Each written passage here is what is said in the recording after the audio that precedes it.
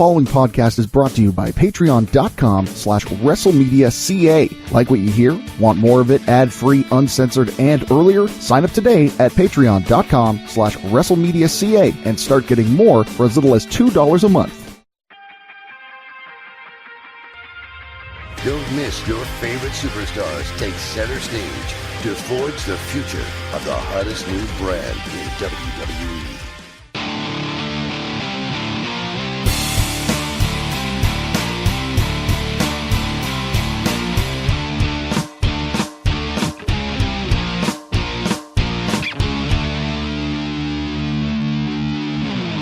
Welcome to Forging the Future, your home for NXT and NXT UK on WrestleMedia.ca. I am the Jeff Dehan, and with me this week is Adam Conta. What is going on, party people? I don't know why I said that. I apologize. I just caught a mouse. I'm a little shaken up right now. No, I'm very excited to be here filling in for Andrew Kent, who has started a new journey with a new job and hasn't quite got his schedule worked out just yet. Hopefully he'll be back sooner rather than later. So I'm just going to do my best to keep up with the master that is Jeff Dehan. Thanks for having me, Jeff. No problem. You did a fine job filling in for me last week on the show. So, it's only fair, I guess, that you fill in for Kent this week. You're just a busy little bee. I don't even know how you find the time to catch mice. I don't either. I have a lot of help from my cats, to be honest with you. So, yeah, we're just playing this little game of, what do you call it there? Announcer roulette across the board here. So, who knows? Maybe next week it'll be like Danny Parkhill filling in at some point in time. Except it'll be... FXT at that point, or NFT, maybe. Knowing those guys. So it'll be forging another F word future. Yeah, it probably would be forging the effing future. Agreed. How have you been this week, sir? Tired but good. It's just it's been a lot of late nights, and no even like special reason for it other than a 3-year-old that apparently hates sleep. So, don't they all? Yeah, pretty much. But it's been good. I've been looking forward to this. I missed it last week, and I don't just mean like I wasn't on the show, considering, planned day off and everything. But I was happy to get back into the swing. Disappointed I missed out on talking about a lot of stuff from last week. Of all the episodes for me to miss out on, one where I could have expounded on my love of Dragon Ball Z. So disappointed in that. The only saving grace is that it did produce a U manga joke, so it's take the good with the bad. I'm glad that gave you a little bit of a chuckle. Absolutely. I think you and I are probably the biggest fans of William Regal's pronunciation of Umaga. But yes, as a DBZ fan and a Vegeta fan, I was a little disappointed that I didn't get to talk about that, but that's okay. That's all right. I'm sure there's plenty that we have to talk about this week, Jeff, so why don't we jump into the first story? Absolutely. Well, the biggest news, at least in my opinion, is the upcoming Takeover. Andrew and I had discussed a couple weeks ago how it was planned for June 8th, and it was a surprise because it wasn't accompanying a main roster pay-per-view like they usually do. A lot of people associate takeovers with the Big Four, but the last couple of years they have had a fifth one in June, usually tied in with Backlash or whatever the June pay-per-view winds up being. This year they're not doing that, so they had it scheduled, I believe it was in San Jose, for June 8th. That has been scrapped. Oh. And now it is going to be on June 1st, and apparently Triple H is going to make an announcement on Monday, which for patrons is tomorrow, for non-patrons yesterday, which presumably will be the venue and location and everything of the show. So we as of now don't know. It's about a month away, and we don't know where it's going to be. So the going rumor is that the next Saudi Arabia show, well, this is part of the rumor, but the next Saudi Arabia show is going to be on June 7th. So I believe the running story is that they didn't want those two to be so close together, so they decided to move Takeover ahead a week. Which makes sense. I mean, if you think about, you don't want to have them too close to one another. You don't want to split the audience. But also, if there's any chance of NXT and WWE overlap when it comes to crew members or talent, well, that's quite a taxing journey from one side of the country, or one side of the world, I should say, to the other. Oh, absolutely. And I mean, if you look at something like, I don't think we have a name for this Saudi show yet, but you look at something like the Greatest Royal Rumble, which happened at this time last year. They had, a 50-man Royal Rumble match. So, I mean, you're going to have like NXT guys probably in something like that. So to have that overlap, like you said, it's not worth the risk to have them that close together. Yeah, I would say so for sure. It was probably a smart move on their part. I don't blame them whatsoever. I'm looking forward to seeing what they end up doing with it. Now, does this give them a little bit of more time or less time than what they were going to have before? Less. They've moved it up a week. Okay. So, and it's surprising because, as I said, it usually gets tied in with the June pay-per-view, but the June pay-per-view isn't until, I think, like the 27th. Like, it's very late in the month. So, yeah, it's really close, but at the same time, SummerSlam, which would obviously be the next takeover after this, is like mid-August. So I kind of understand them sort of wanting to stagger it a little bit, because they got to try to keep enough space in between. I guess it'll be interesting to see how quickly stories start to come together because of this, and what we can kind of deduce from this week's episode, where things are going to end up in terms of a card position for them, for sure. Yeah, absolutely.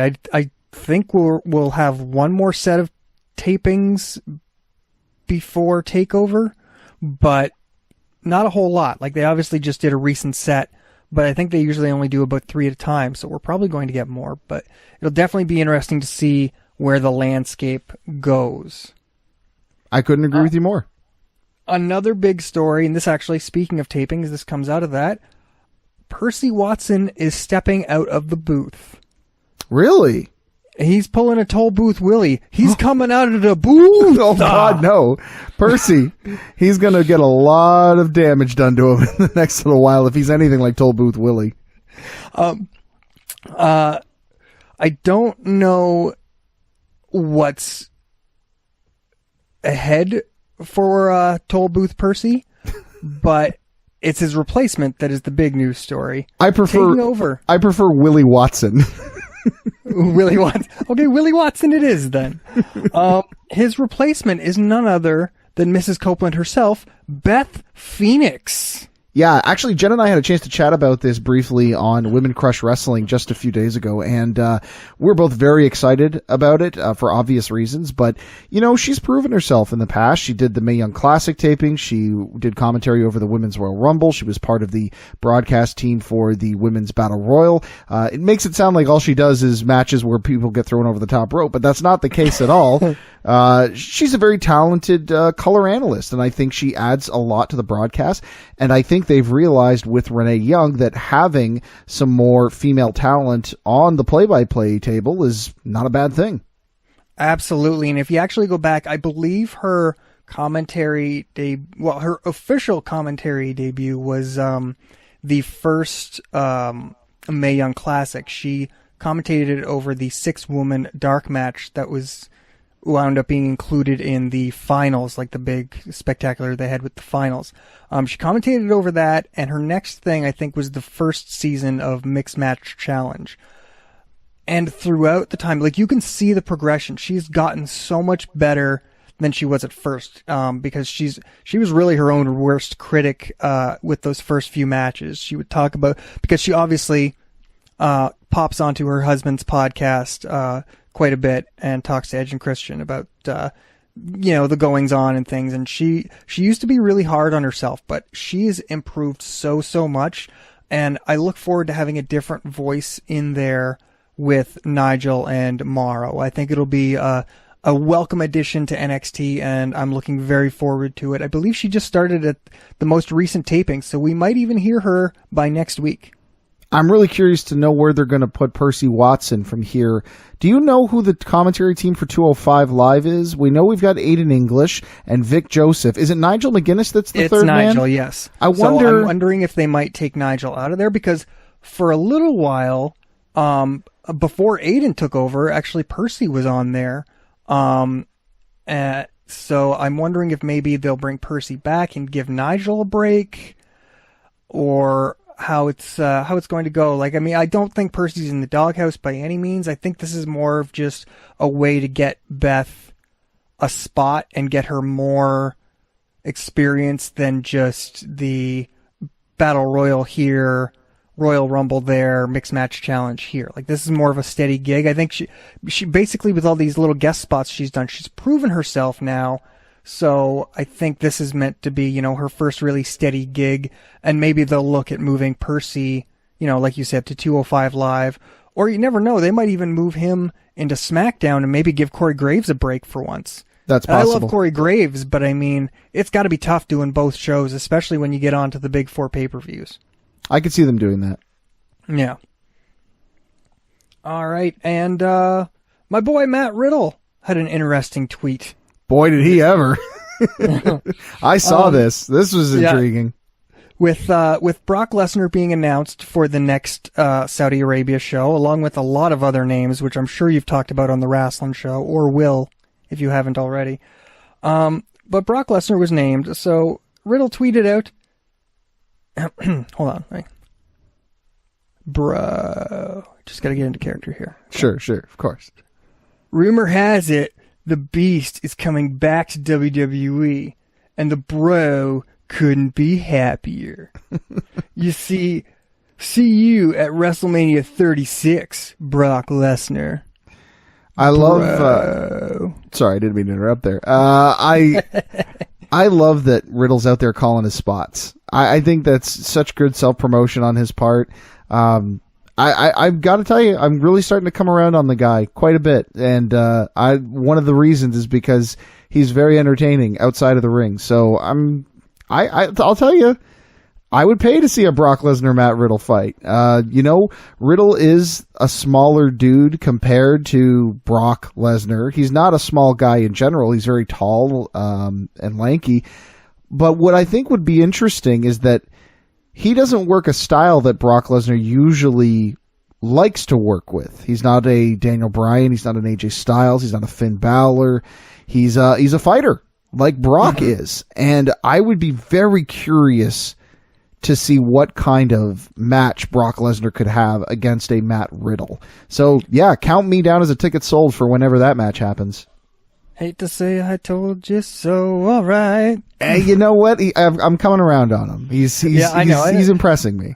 I know he's not everybody's cup of joe, but I liked him right from the start. But I agree. I never really thought about the difference in styles, but you're right. Like Brock, typically, he works someone that he can bump his tail off with, and really, during that shine, he bumps like crazy. So to have someone that doesn't work that style, it would be really interesting. Yeah, and I mean, the guy is clearly talented, and he can sell and he can bump, but he's not, like I said, he's very different from the other guys that Brock Lesnar has typically had really great matches with, so I'll be curious to see where they go with it. Also, we should change that line. He's not everybody's cup of bro. Very nice. Who do you think would be considered the closest to Riddle's style that Lesnar has faced? Maybe Joe? Joe is possible. Yeah, I could see that. I'm also trying to think if there's anybody that stands out in terms of a grappler. Maybe Goldberg? Goldberg, I know, was more of a striker, but he did like to incorporate a lot of MMA stuff. Not that he ever did against Lesnar. Mm-hmm. Taker possibly too. By the time they were, but their later matches, Taker was less about the big spots and like bumping around per se. So maybe that's what makes it so intriguing. Is I really don't think there has been anybody like Matt Riddle that has faced him. Like, in terms of size, maybe Dean Ambrose, kind of a tall, lankier guy, but certainly not in style. No. So, yeah, I don't know that there has been a guy. Actually, to be honest with you, if we're being honest, maybe Daniel Bryan in terms of style, but not in size. Like, it's either been one or the other. Yeah, so it really is this wonderfully kind of morbid curiosity of what that match would look like. And the more Riddle talks about it, the more you want to see it. And I really, really hope that fans latch onto this more, because I wouldn't be surprised if Riddle was on the main roster by Mania 36. Not necessarily ready for a prominent spot, but I don't think he's necessarily going to be in NXT a super long time. Like, obviously he's got to kind of, because a lot of guys are less than a year. Like, look at Drew McIntyre was less than a year. Yeah. So it'll be very interesting, but I hope WWE doesn't just sweep this aside, because I think it is something that I think you could work with a lot with that confrontation between the two of them. Yeah, agreed. Hey, this is a commercial for patreon.com/WrestleMedia.ca, where you can get early access to episodes of your favorite WrestleMedia shows, get full uncut and uncensored versions of your favorite shows, and more. Don't want to hear this commercial on your podcast anymore? Sign up at our main event tier and get these episodes ad-free. Want to hear your own commercial here instead of ours? We've got tiers for that too. Visit patreon.com/WrestleMedia.ca and join the WrestleMedia revolution today.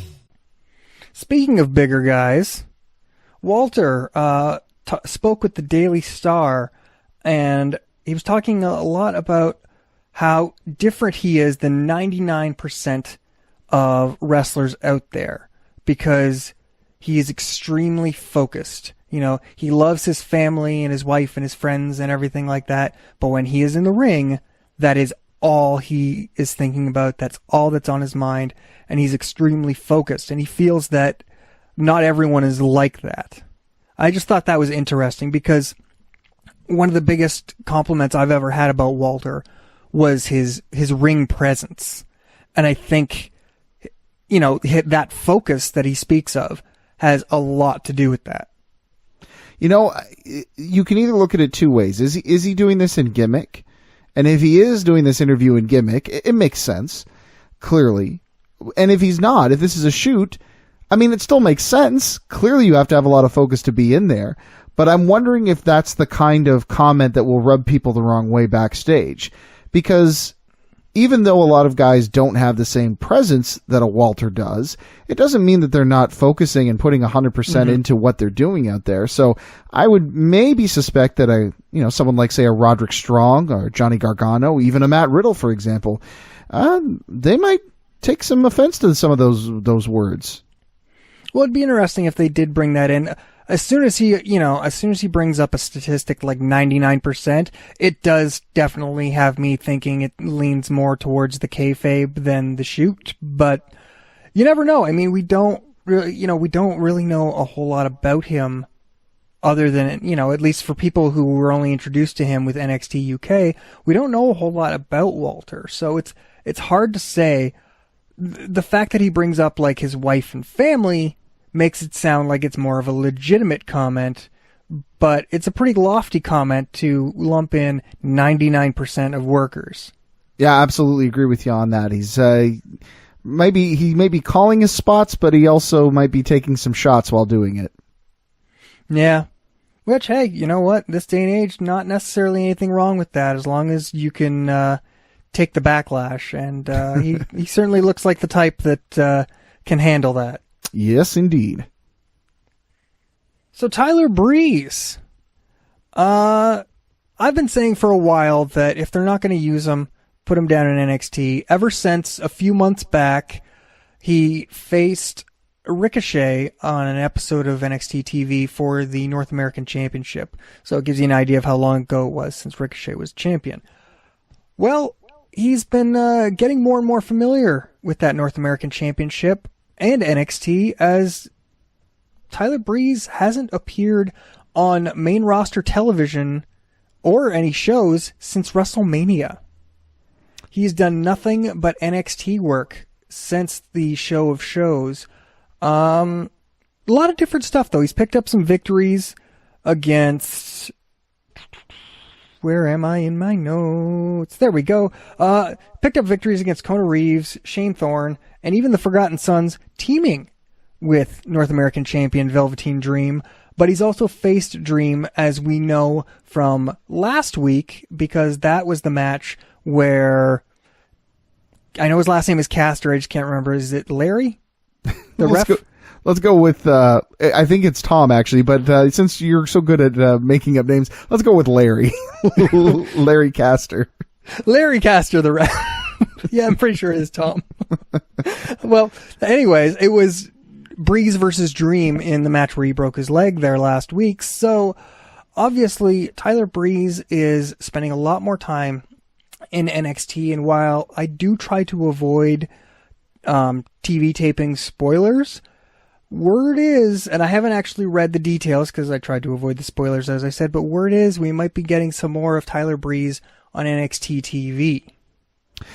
I've heard that as well, not only through reading news stories, but also through the rumor that Breeze himself has been campaigning to be sent back down to NXT because he's more comfortable there and he wants to get a refresh. He really wants to try and do something different, and NXT is the place to do that.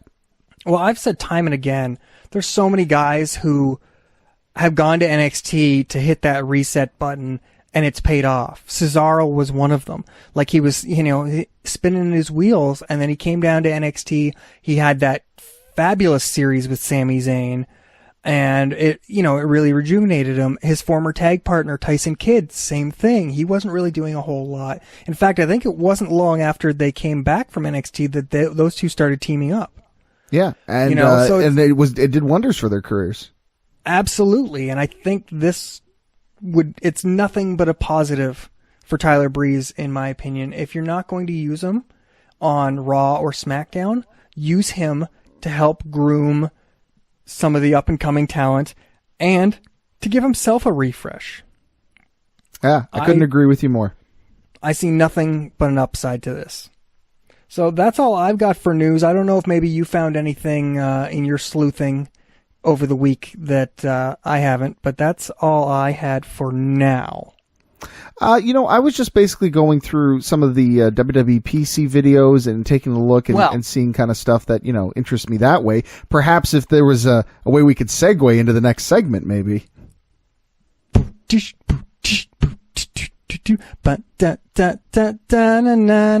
Tales from the PC. I feel like you tailored that one just for me, and that's the case. I appreciate it.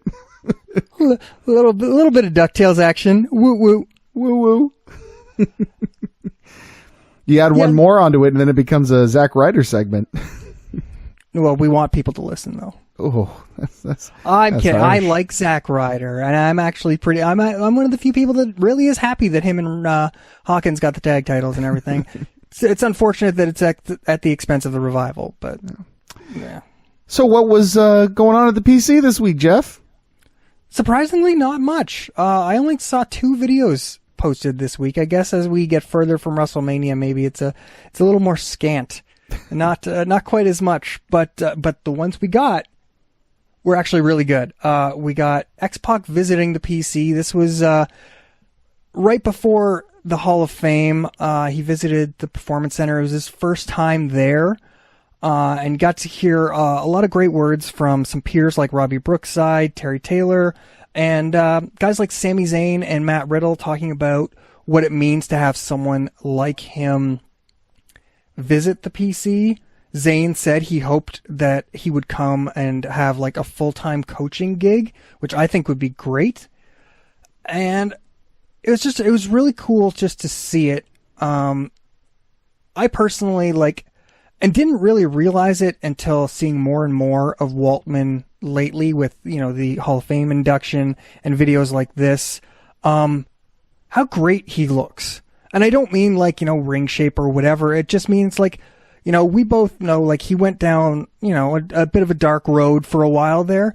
And it looks much like guys like Scott Hall and stuff, like he's really cleaned himself up. And it makes me happy because I feel like he's one of the most underrated workers, like period, in my opinion. I feel like a lot of people are just like, well, yeah, it's X-Pac, but I feel like it's really underrated his contributions to WWE and just like wrestling in general. Well, I couldn't agree with you more on that. And I think all the proof you need for a statement like that is the fact that whenever Vince McMahon had a star that wasn't exactly performing the way he wanted to, Chris Jericho is probably the most famous example.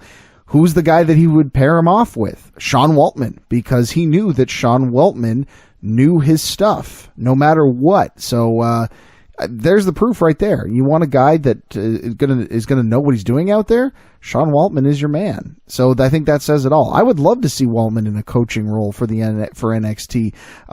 Personally, I would love to see him. This may sound a little silly, but I would love to see him as an agent for 205 Live. I mean, the guy is one of the pioneers of the cruiserweight style in North America. Who better to get that over than him? There, you're back. So in a coaching role, personally, you would like to see?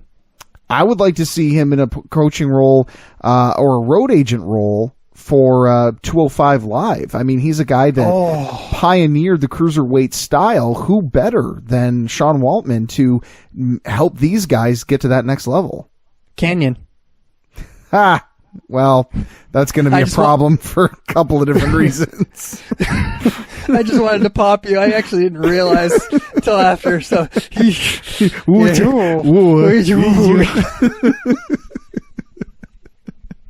yeah. No. X-Pac. Who better? No, just Waltman. He's good. Carry on. Oh my God. Moving on. Yes, let's. Kushida had his debut on TV on NXT this week. We'll get to that later. Patrons, you'll want to hear that, of course. But we had a wonderful behind-the-scenes video for both before and after his match with Cassius Ohno. And this is the stuff I love about the PC YouTube, is they really get to... Yeah, I'm really having trouble finding the words here, but just they get to the heart of things. Like this wasn't just, oh, he's nervous or whatever, and then coming back and like, oh, it was a good match, yay.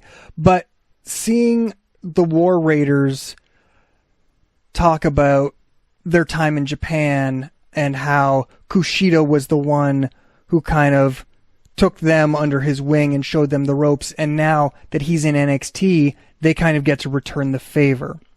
Right. I thought that was really touching. And Hanson and Rowe had nothing but great things to say about him. It sounds like they're just as excited as a lot of the fans to see what Kushida can do in NXT. And I mean, I can't necessarily blame them. I mean, he's got an incredible history backing him in New Japan Pro Wrestling, was one of the most celebrated junior heavyweights there. A lot of people were surprised when he signed with WWE because he was doing so well in New Japan. Of course, some folks probably remember his time in Windsor before he got big in New Japan, and I'm not sure if you were around during that time, but I remember him and another guy came over to do some training for us with Scott D'Amore in BCW, and he was a really nice guy. He was one of the nicer guys that I think I'd met there during my time, so I can't feel nothing but happy that he's getting this opportunity. Yeah, that was definitely before my time, which makes me very, very disappointed. Well, maybe not before, because you had 2 stints in Windsor. I think it might have been after I left and when you went back. But there you go. either way. No, what I really got from this video is just how excited he is to be there. Like, you could just tell in, like, the cadence in his voice and just through his talking about it, how happy he is to be there. And I don't mean that in kind of, that can be taken in a negative way for people that that maybe don't have that drive. They're just happy to be there. Like Zack Ryder could have, been in that category for a long time. But I mean, like, genuinely, like, he's so thrilled to be there, and you can tell he's excited about this new chapter in his career. Yeah, and that's nothing but good news as far as I'm concerned. Absolutely, absolutely. And with that, because unfortunately the tales were a bit shallow this week. I mean, if you don't mind, I know we don't normally cover this sort of stuff on Forging the Future, but did you have a chance to take in any of Worlds Collide, specifically the most recent episode with the big 18-man battle royal, or 20-man battle royal, excuse me? I got to see a couple of clips. I didn't get a chance to watch. I'm actually probably going to do that after we're done recording. I do know the winners, though. Okay, so I was going to say... We can talk a little bit about it. I was going to say, just plug your ears. No, unfortunately, I had it spoiled on me because social media is social media. Right. But that's okay. That does not hinder my wanting to watch. This was actually one of the episodes, the two episodes I was looking the most forward to, and unfortunately I haven't seen either of them. Again, that's tonight. Is the Battle Royals and the All Women's one. Check out the All Women's one. Actually, me and Jen broke that down on Women Crush Wrestling, and we loved the show. We thought it was great, and we thought it was real proof that WWE could put on an all-women's television series, and it could have some legs. Getting back to the Battle Royals, however, an NXT talent was the overall winner in that big 20-man Battle Royal. Roderick Strong was the big winner, and a big feather in the cap for him. And I just thought we could chat about how it was kind of cool for him to win it, and if maybe this means some bigger things for Roddy's future. There seems to be some stuff being teased for him on NXT, which we can get to once we get to the actual programming. But I just thought I'd get your thoughts on Roddy getting the little rub here with this. Couldn't be happier. While I didn't know a ton about him prior to NXT, I mean, I knew of him.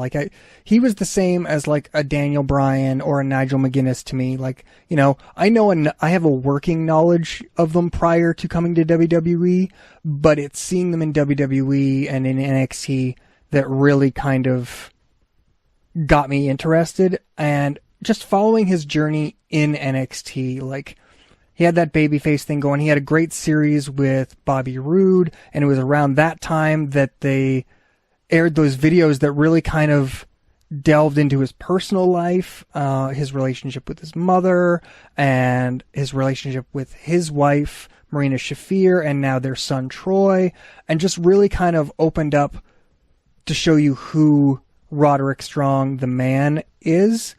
And then the fantastically awesome swerve when he joined the Undisputed Era, and now to see that progression and fantastic match after fantastic match after fantastic match. Like, he's such a great talent. Everybody in the Undisputed Era is. But I got a bit of a soft spot for Roddy. So I couldn't be happier that he got this win, and I hope that means it might be leading to something in the future. I hope so too, man. He's a great talent, through and through. Absolutely. Well, I think that's about it then, Jeff, but I want to thank you for having me on. I had a really, really great time. It was great having you. You're welcome back anytime. We'll just kick Kent to the curb if need be. I miss my buddy, but you know what? He's got a great opportunity here. We just got to figure out schedules, and I've never been shy about saying that my schedule is not the easiest to work with. So, you know what? We'll see. Who knows? Maybe you'll be back for a third week in a row. Maybe you'll cover for me again. Maybe you'll cover for Kent. Who knows? Maybe Danny will be here. Who knows what the future holds? I got that reference. So with that, I have been the Jeff DeHaan. He is at Adam Conta. Don't forget to like, share, subscribe. Give us a 5-star rating. I realize every podcast says that, but it's because it actually does help. Everything on the internet is measured in likes and shares and stars and clovers and purple horseshoes. So we appreciate all the love we get, and from you patrons, thank you for your support. We love you for it. Yes, even you, Kevin. And that's it. That's all for this week. So until next week, best of luck with your future endeavors.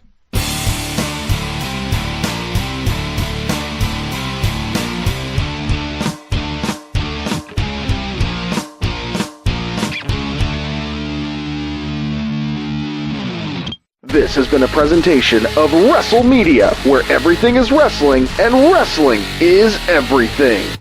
Here's what you're missing out on right now over at patreon.com/WrestleMedia.ca. Something I loved was the Dream Spangled Banner.